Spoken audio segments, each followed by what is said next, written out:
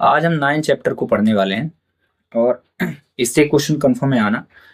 ये जो क्वेश्चन मैं पढ़ा रहा हूँ मैंने पेपर से उठाया है, वेरी इंपॉर्टेंट क्वेश्चन है और ये 23 नंबर पे आया था। यूँ कहा जाए कि हाफ ईयरली एग्जाम के पेपर में ही पूछा गया था ये, ठीक ना, अर्धवार्षिक परीक्षा के। ये 9.1 का मे भी क्वेश्चन नंबर सेकंड हो सकता है, आप देख लें, या थर्ड भी हो सकता है, ठीक ना। 9.1 का क्वेश्चन नंबर सेकंड हो सकता है और कंफर्म ही है, सेकंड ही है ये क्वेश्चन। आंधी आने से एक पेड़ टूट जाता है, टूटा हुआ भाग इस तरह मुड़ जाता है कि पेड़ का शिखर जमीन को छूने लगता है। इसके साथ 30 अंश का कोण बनाता है। पेड़ के पाद बिंदु की दूरी जहां पेड़ का शिखर जमीन को छूता है 8 मीटर। पेड़ की ऊंचाई ज्ञात करना। मेरे नजरिए से इससे मोस्ट क्वेश्चन शायद ही कोई होगा, छोटा और सबसे ज्यादा मोस्ट, ठीक है। A tree breaks due to storm, the broken part of bends so that the top of the tree touches the ground, making an angle 30 degree with it. The distance between the foot of the tree to the point where the top touches the ground is 8 meter. Find the height of the tree. तो इसको आपको find करना है, ठीक है।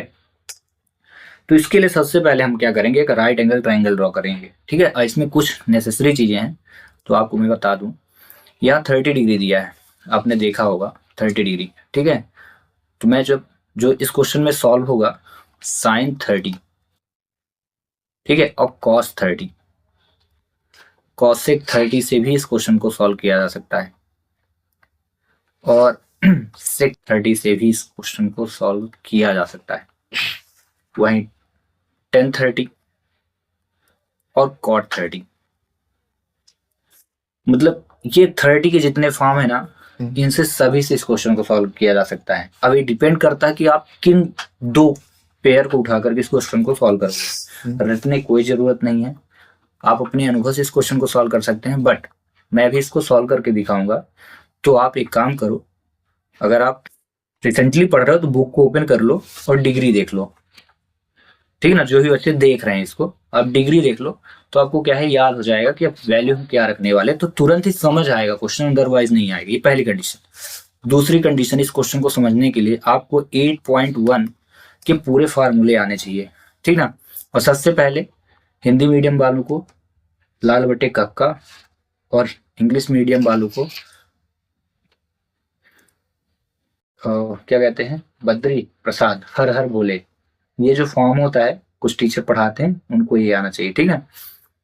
ये triangle होता है ना, तो ये पी एच और बी,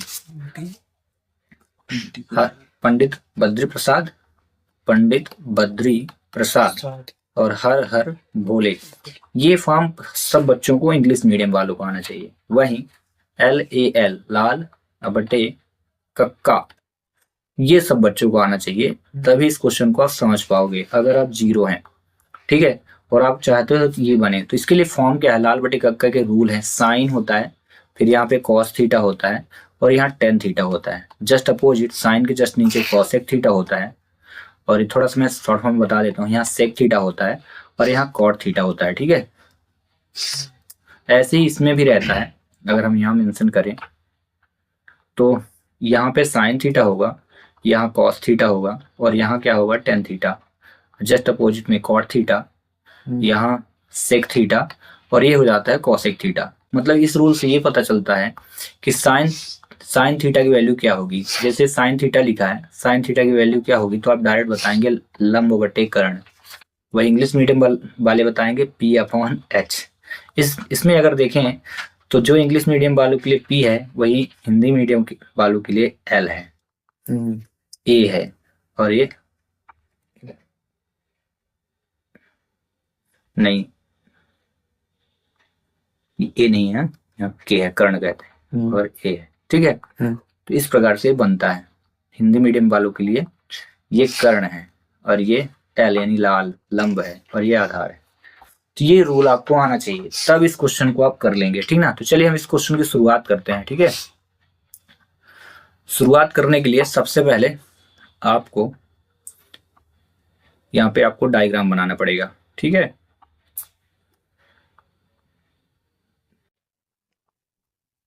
तो चलिए हम डायग्राम को मेंशन कर लेते हैं। एक पेड़ है, मान के चलते हैं कि पेड़ की जो हाइट है ना वो इस प्रकार से थी, ठीक है। ये हाइट थी। अब ये पेड़ जो है मान के चलते हैं यहाँ से टूट के नीचे गिर गया है और यहाँ तक आया, ठीक है। टूटने के बाद इसका जो डिस्टेंस है, पेड़ था ना, यहाँ से इसकी डिस्टेंस है और यही दी है 8 मीटर है। आपने क्वेश्चन में देखा होगा कि ये लिखा ना 8 मीटर ग्राउंड से टचेस, ठीक है। तो ये 8 मीटर दी गई है ये। और जब पेड़ टूटा था ना, टूट के नीचे गिरा था, तो यहाँ जब झुका था तो इसके बिटवीन जो एंगल बना था वो 30 डिग्री का बना था, ठीक है। ये पेड़ की टोटल हाइट थी, कहाँ से कहाँ तक, यहाँ से यहाँ तक की पेड़ की टोटल हाइट। इसे हमको फाइंड करना है लास्ट में, ठीक है। तो मैं ये मान के चलता हूँ ये ए है, ये बी है और यहाँ सी है और ये ए है अगर, तो ये क्या हो जाएगा, ये मैं ए डैश मानता हूँ, ये ए है, ठीक है। क्योंकि टूट के नीचे गिरा है तो आ गया, ठीक है ना। थोड़ी पेड़ को थोड़ी और ऊंचा कर लें आप, पेड़ को और ऊंचा ही कर देते हैं।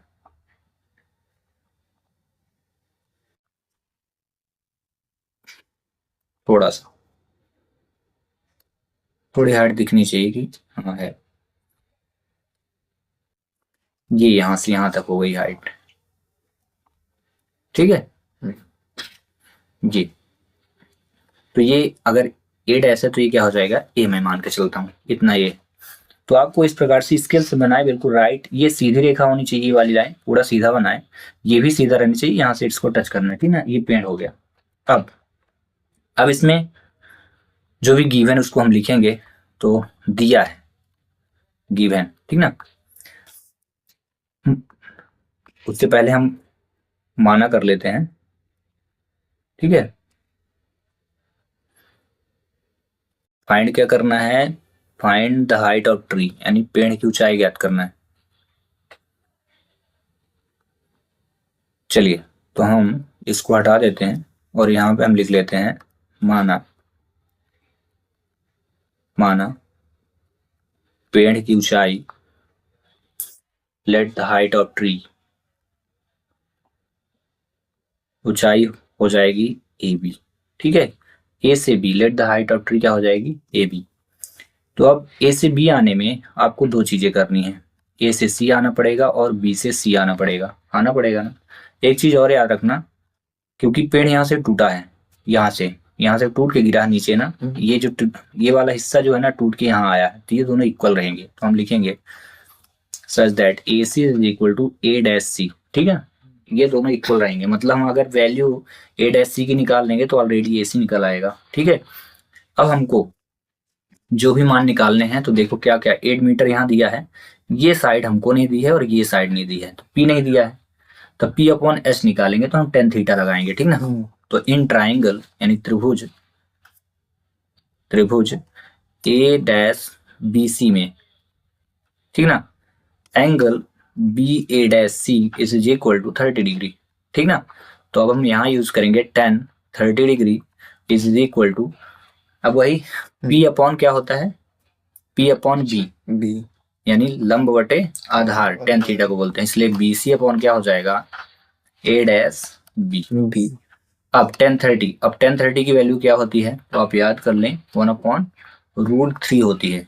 क्या होती है 1030 की वैल्यू, 1/2 नहीं, क्या होगी 1√3 नहीं, ये भी गलत है, 1/√3। फिर से रिकॉल कर लो, 1030 इज इक्वल 1/√3, ठीक है। और 1060 इज इक्वल √3, ठीक है। इस चीज को रिकॉल करना, तो यहाँ पे हो जाएगा 1/√3 इज इक्वल BC दिया नहीं है और ए डैश बी कितना दिया देखो 8 मीटर, ठीक ना। आप यहाँ भी लिख सकते हो, यहाँ पे हम शुरू में ही कर देते हैं, A dash B is equal to 8 metre, ठीक है। 8, अब क्रॉस मल्टीप्लाई कर दीजिए। चलिए तो क्रॉस मल्टीप्लाई जब हम करेंगे तो ये हो जाएगा BC √3, ये √3 है, ये √3, BC √3 इज इक्वल 8 हो जाएगा। तो जो BC की वैल्यू होगी वो कितनी हो जाएगी, BC इज इक्वल 8/√3। फिर हम क्या करेंगे, यहाँ रेशनलाइज करना है, ठीक है। तो यहाँ लिखिए आप BC इज इक्वल 8 ठीक है, 8/√3 और √3 को 2 टाइम मल्टीप्लाई करना ऊपर और नीचे, ठीक है। तो ये हो जाएगा 8√3 अपॉन क्या हो जाएगा 3, ये आपकी हो जाएगी BC की वैल्यू, ठीक है। बस धैर्य से देखते जाएं, आपको सब समझ में आ जाएगा, ठीक है। इसके बाद क्योंकि हमने BC को फाइंड कर लिया ना, अब हमें ये साइड चाहिए, क्योंकि ट्राइंगल के तीनों साइड होगी तब, क्योंकि हमारा जो ट्री की हाइट है ये भी है और ये भी, दोनों को ऐड करेंगे तब आएगा टोटल। तो हमारा BC तो आ गया, और ये कब आएगा, ये तब आएगा जब क्या बोला है, देखो मैंने पहले ही बता दिया था कि AC इज इक्वल क्या हो जाएगा A-C, बोला था ना। मतलब A-C को अगर हम फाइंड कर लें तो हमारी पेड़ की हाइट आ जाएगी। तो हम इसको फाइंड करेंगे, तो कैसे फाइंड कर लेते हैं, ये और ये लेकर के फाइंड कर लें, या कि फिर इसको और इसको लेकर के फाइंड कर लें। तो हम यही करते हैं, क्या करते हैं, cos थीटा से इसको सॉल्व करते हैं, ठीक है, क्योंकि B/H इज इक्वल cos थीटा, आधार बटे कर्ण। तो अब यहाँ पे हम मेंशन करेंगे B/H लगाएंगे, ठीक है। तो लिखिए cos theta is equal A-B और अपॉन क्या करोगे A-C, ठीक है ना। चलिए cos थीटा की वैल्यू हम बार बार क्या लिखेंगे 30 डिग्री। A-B हमें क्या दिया है 8 और A-C नहीं दिया है, ठीक है, नहीं दिया है ना। और cos 30 की वैल्यू कितनी होती है, cos 30 √3/2, रट लो, cos 30 √3/2 और cos 60 1/2, ठीक है। टेबल में पहले ही बोला कि आप बुक ओपन कर लो 8.1 के तुरंत बाद, 8.2 के जस्ट पहले का टेबल लिखा है बुक में, है ना। तो 8/A-C लिख लेना, इसके बाद क्रॉस मल्टीप्लाई करना, तो A-C का इधर इंटू, तो √3 A-C हो जाएगा इज इक्वल 8 2 16, ठीक है। A-C इज इक्वल, अब ये इंटू है तो डिवाइड में आएगा, ये 16 लिखा है, तो 16 अपॉन क्या हो जाएगा √3। फिर मैंने यहाँ रेशनलाइज किया था ना, किया ना इसमें, ये किया, उसी प्रकार से इसमें भी रेशनलाइज कर देते हैं, कर दे, चलिए करते हैं। तो ये हो जाएगा A-C is equal to 16 √3 into √3 upon √3, तो ये हो जाएगा 16 √3/3, इतना हो जाएगा ना। अब हाइट निकालना है, तो हाइट निकालने के लिए क्या बोला है, हमने क्या माना था पहले से ही कि जो टोटल हाइट होगी पेड़ की AB कहलाएगी, ठीक ना। और AB इज इक्वल क्या होगा A-C प्लस BC, ठीक ना, प्लस BC, ठीक ना, AC प्लस BC। अब हम क्या निकालेंगे, A-C निकाले है ना। अब मैंने क्या बोला था कि AC इज इक्वल A-C होगा, तो बस आपको यहाँ पहले लिखना है such that A-C is equal AC, so AC is equal कितना हो जाएगा, AC भी इज इक्वल 16 √3/3, हो गया ना, दोनों की वैल्यू आ गई। अब हमारे पास BC भी आ गया है और AC भी, दोनों आ गए ना, देखो ये BC भी है और AC भी है। तो बस अब लास्ट स्टेप हम फाइंड करेंगे पेड़ की हाइट। तो लिखिए आप AB इज इक्वल पेड़ की हाइट, पेड़ की ऊंचाई, हाइट ऑफ ट्री, पेड़ की ऊंचाई इज इक्वल, पेड़ की ऊंचाई इज इक्वल क्या हो जाएगी, पूरे पेड़ को एक बार देख लो, AB मतलब AC प्लस BC, ठीक है, AC प्लस BC करिए, आंसर क्या आपको प्राप्ति होगी AC प्लस BC। AC का मान रखिए 16 √3/3 प्लस BC का मान रखिए 8 √3/3, ठीक है। इसके बाद अगला स्टेप, जब हर समान होते हैं, ठीक है, हर समान मतलब देख रहे हो 3 और 3 ही लिखा है ना, ठीक है। तो जब हर समान होते हैं तो एक हर लिख लिया जाता है जब डेनोमीटर सेम हो, और अंशों को जोड़ दिया जाता है, 16 √3 प्लस 8 √3, हम इनको ऐड करेंगे, और दोनों को ऐड किए तो 16 8 कितना हुआ 24 और √3। ध्यान रखना जब भी रूट ऐड होते हैं ना, तो उनके रूट नहीं ऐड होते हैं, उनमें जो नंबर होते हैं ना बाहर वो ऐड होते हैं, ये दो ऐड हुए, ठीक है, √3 ऐड नहीं हुआ, वो बाहर है, ठीक है, अपॉन 3। जैसे आप जब ऐड करोगे 3 रोटी लिखा है, ठीक है, और लिखा है 4 रोटी, तो क्या रोटी ऐड करोगे कि उनके नंबर ऐड करोगे, नंबर ना, तब ना होंगे 7 रोटी।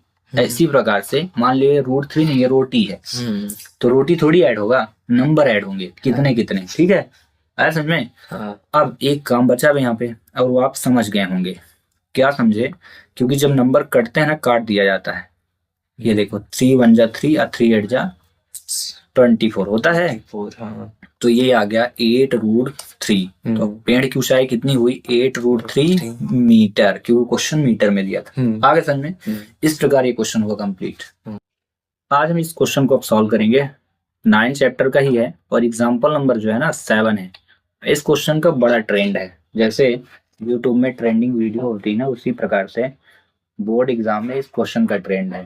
ठीक ना? ये एग्जाम्पल का तो है ही और दुनिया का सबसे सरल भी क्वेश्चन है। बस ये है कि समझ में बच्चों को नहीं आता, इसको देख करके डर जाते हैं। तो डरना नहीं, चलिए करते हैं। ठीक ना? इसमें पहली बात 30 डिग्री दिया है, तो इसका मतलब यह है कि आप 8.2 ओपन कर लें, उसके जस्ट पहले जो दिया है ना टेबल, उसको देख लें और उसकी जितने भी 30 है ना डिग्री में, उनको रट लें। यहाँ 45 दिया है तो वही प्रोसेस 45 की वैल्यू रट लें। ठीक है? बट मैं यहाँ हिंट के तौर पे 1030 और 1045 यूज करने वाला हूँ। ध्यान रखना, 1030 डिग्री और 1045 डिग्री यहाँ पे मैं यूज करूंगा। 1030 का मान होता है 1/√3। इससे पहले के क्वेश्चन में मैंने बताया, अगर आपने गौर से सुना होगा तो आपको याद होगा। और 1045 का जो मान है वो 1 है। ये सारी चीजें करने से बड़ा फायदा है। ऑब्जेक्टिव क्वेश्चन आए तो आपसे बन जाएगा, छोटे छोटे क्वेश्चन आएंगे। फिर इन द ब्लैंक्स में पूछ ले 1045 का मान क्या आएगा, तो आपसे बन जाएगा। तो छोटी छोटी चीजों को ध्यान से सुने, लिखें, याद करें, उससे बड़े क्वेश्चन करने में आसानी होगी। तो देख लेते इस क्वेश्चन में बोला क्या है। एक नदी के पुल के एक बिंदु से नदी के सम्मुख किनारों के अवनमन कोण क्रमशः 45 डिग्री है। यदि पुल किनारों से 3 मीटर की ऊंचाई पर हो तो नदी की चौड़ाई ज्ञात कीजिए। ठीक ना? From a point on a bridge across a river the angle of depreciation of the banks on opposite side of the river 30 degree 40 degree respectively.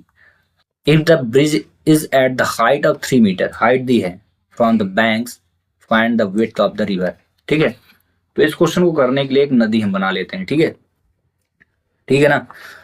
क्योंकि इसकी हाइट दी है तो ये हमारी हाइट हो गई 3 मीटर की। ठीक है?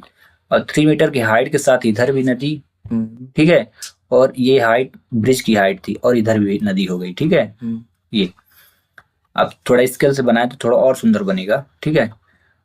और नदी को यहाँ से आपको ये मिला देना है। ठीक है ना?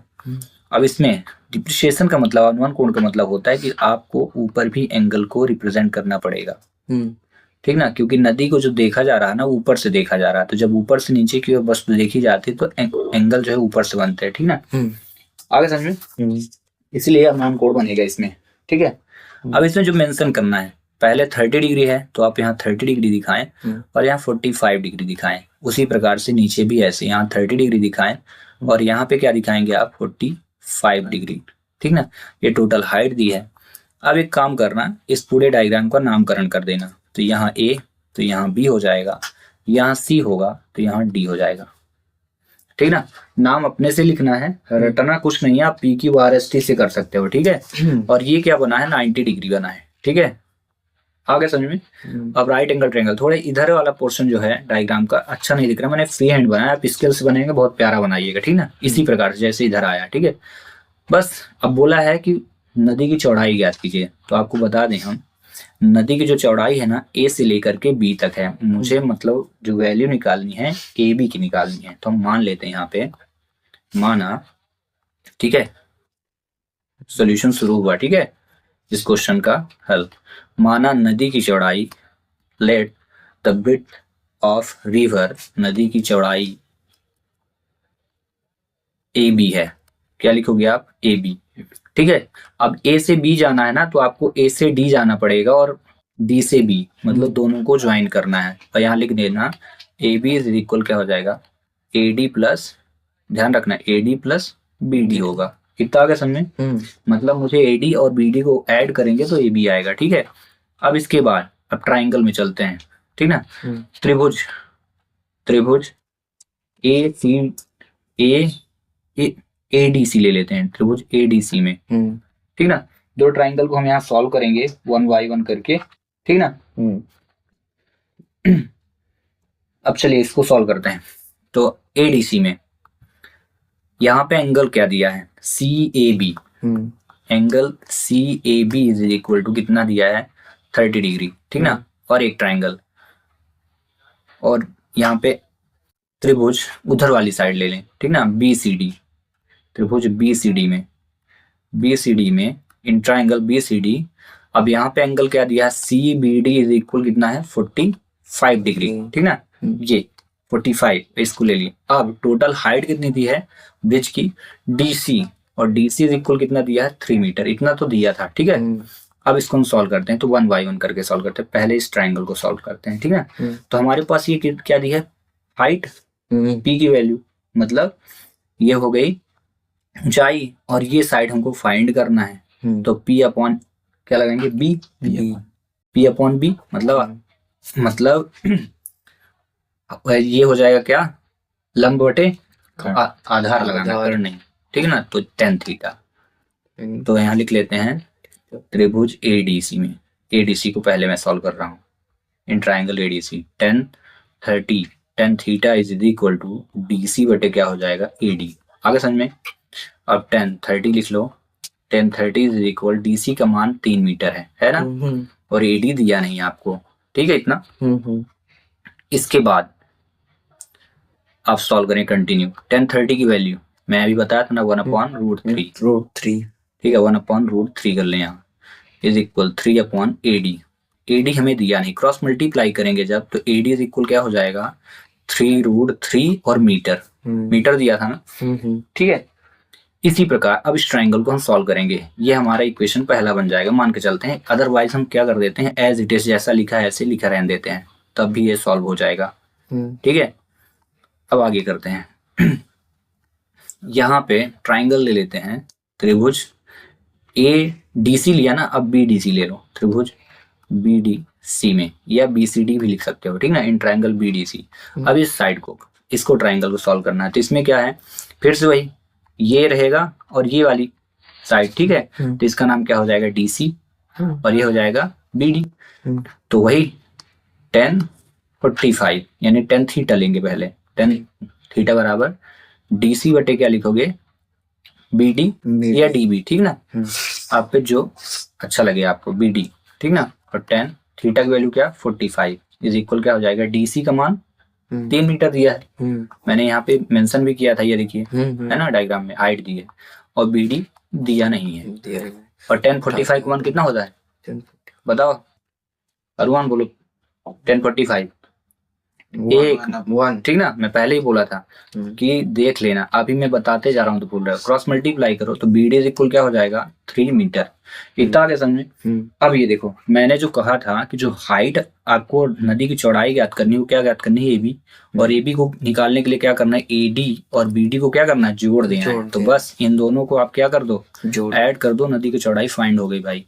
तो यहाँ आप लिखो नदी की चौड़ाई बराबर, ठीक ना, ब्रेड्थ ऑफ रिवर, लिखिए नदी की चौड़ाई इज इक्वल टू क्या हो जाएगा AD प्लस BD, ठीक है, या आप AB भी लिख करके सॉल्व कर सकते थे। अब दोनों को ऐड कर दो, तो पहला क्या है, AD क्या है 3√3 दिख रहा ना, ऊपर लिखा है, और यहाँ 3 हो गया, दोनों में से 3 बाहर आ रहा है, जैसे हमने बाहर किया तो यहाँ से 3 तो बाहर आ गया, तो बच क्या गया √3, बट इसमें से 3 बाहर आएगा तो क्या छोड़ेगा 1, ठीक ना, बाहर आने का मतलब होता है कि उस नंबर पे हम डिवाइड इसको कर देते हैं, या इसको आप ऐसे भी लिख सकते हैं 3 इंप्लाइज लेकर के, नदी की चौड़ाई इज इक्वल टू 3, 1 प्लस √3 भी लिख सकते हैं, कोई दिक्कत नहीं, 1 इधर आ गया, √3 उधर हो गया, मीटर, आगे समझे। इस प्रकार ये क्वेश्चन हुआ कंप्लीट, दोनों तरीके से ये लिख सकते हैं आप, चाहे इस प्रकार लिखें तो करेक्ट माना जाएगा, या कि इस प्रकार लिखें तो करेक्ट ही माना जाएगा, ठीक है। चलिए मिलते हैं कुछ मोस्ट क्वेश्चनों के साथ नेक्स्ट लेक्चर में, टिल थैंक्स फॉर वॉचिंग।